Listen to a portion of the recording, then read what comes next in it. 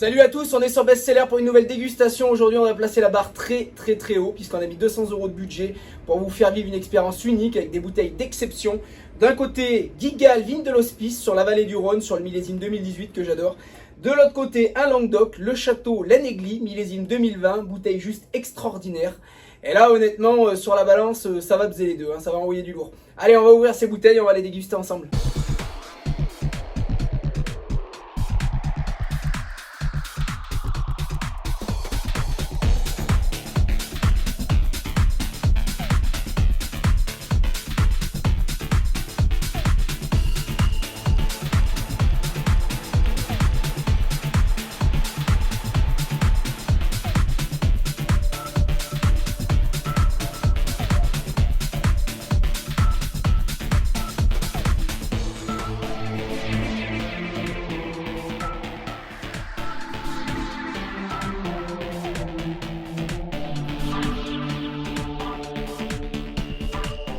Donc après plusieurs heures d'aération, on se retrouve enfin pour la dégustation. On a placé la barre très haut. Je vous ai choisi une super appellation de la vallée du Rhône, le Saint-Joseph Guigal, vigne de l'Hospice, le millésime 2018, vraiment extraordinaire. Alors c'est un vin que j'ai déjà bu plein de fois, donc on va le regoûter, histoire de faire un débat détaillé en vidéo. De l'autre côté, le château L'Anéglis, un des plus grands vins du Languedoc, donc là c'est le second vin, Porte du Ciel. Il n'y a pas longtemps en vidéo, on avait goûté son premier vin, le Clos des Truffiers. Alors le Clos des Truffiers qui est pour moi un des meilleurs vins que j'ai goûté, mais qui était visiblement déjà en apparence très différent de celui-ci. Celui-ci semble très sombre, alors que l'autre on avait un vin très violet, un peu comme une côte rôtie, avec un nez très myrtille. Celui-ci je ne l'ai pas encore senti, je garde de la réserve, donc on va découvrir ça ensemble. C'est parti, on va commencer à étudier le Saint-Joseph, vigne de l'Hospice, Guigal, maison que j'adore. Alors le vin est légèrement voilé, pourtant il a que 7 ans, mais on voit un vin un peu troublé. Allez c'est parti, on va le sentir.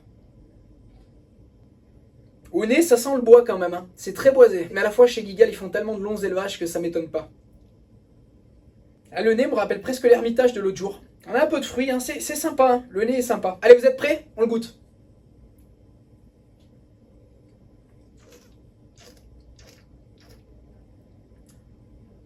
C'est très bon et c'est long en bouche. Alors, il n'y a pas tant de matière que ça. On a encore une petite touche d'acidité, mais je pense qu'il ne s'est pas aéré assez longtemps. L'autre jour, sur l'Ermitage, c'est pareil. J'avais une petite touche d'acidité.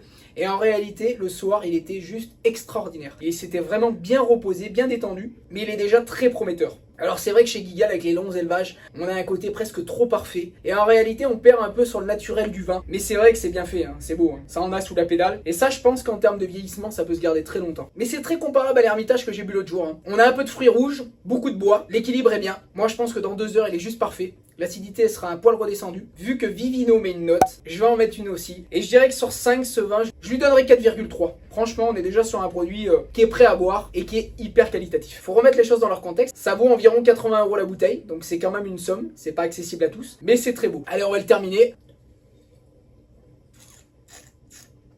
C'est vraiment très beau. Je maintiens la note de 4,3. Franchement, l'équilibre est bon. Le côté boisé. La finesse en bouche. Parce que c'est quand même assez fin, C'est pas astringent. C'est pas écœurant. Vraiment tout en puissance. La longueur reste en bouche. Franchement, un très très beau produit. Allez, on passe au vin suivant. Donc pour ce vin, la Clappe, Château L'Anéglis, Porte du Ciel. Donc l'autre jour on avait goûté le Clos des Truffiers, extraordinaire. Alors un vin assez peu polyvalent parce que finalement un vin que je boirais plus en apéro parce qu'on a beaucoup de fruits, beaucoup de myrtilles, beaucoup de mûres, beaucoup de cassis aussi. Donc peut-être plus un vin que je bois en apéro ou pour accompagner une salade, pour accompagner quelque chose de fleuri, quelque chose de léger. Beaucoup moins avec une viande. Celui-ci déjà me donne pas le même aspect. On va se remettre dans le contexte. Sur cette bouteille là, c'est une bouteille qui tourne aux alentours des 140 €. C'est un très gros budget, presque 2 fois le prix du vigne de l'Hospice de chez Guigal. Donc est-ce que la qualité va suivre? En tout cas au niveau de la coupe du vin, on a un vin avec énormément de matière. Là on voit on a un nectar très épais. Là il n'y a aucune finesse, c'est très dense, très épais. On a un vin extrêmement pulpeux. D'ailleurs on a 15,5 degrés, donc c'est un vin du soleil qui a tendance à cogner un petit peu. On va commencer par mettre un premier nez pour voir ce que ça donne.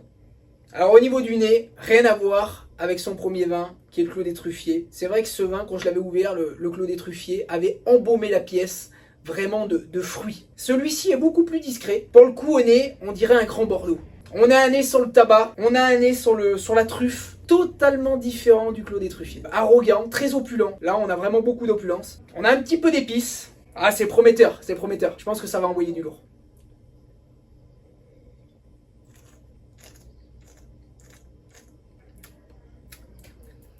c'est très beau. C'est très différent. Là, on est sur les épices. On est sur du poivre, sur du safran, on est sur des champignons, on est sur ce côté truffé. Bon, c'est compact en bouche, hein. C'est très épais. Là, on sent le vin qui est très dense, qui reste accroché aux papilles. Il est très gras, il est accrocheur. Et cette densité de matière, c'est incroyable. C'est les Languedoc, ça. C'est le soleil. C'est vrai qu'on a très peu de fruits. On a la dominance des épices, du poivre, du safran, du cumin. Et à côté de ça, on a très peu les fruits, beaucoup de champignons, peu d'acidité, de la longueur, de la corpulence, ce côté charnu en bouche. C'est vrai qu'on a un vin qui est quand même pulpeux. Je crois que de mémoire, Vivino lui mettait 4,6 ou 4,7. Une note très haute. Même si c'est très bon, je pense que j'aurais pu les mettre sur le Clos des Truffiers 2020. Je les mettrai pas sur celui-ci. Je vais quand même lui donner une note. Je lui donnerai la note de 4,4 sur 5. Je trouve que c'est déjà énorme. J'ai eu une petite préférence pour le Clos des Truffiers qui est leur premier vin. En tout cas, je suis très content de l'avoir goûté. On va boire ce qui reste, on va pas gaspiller.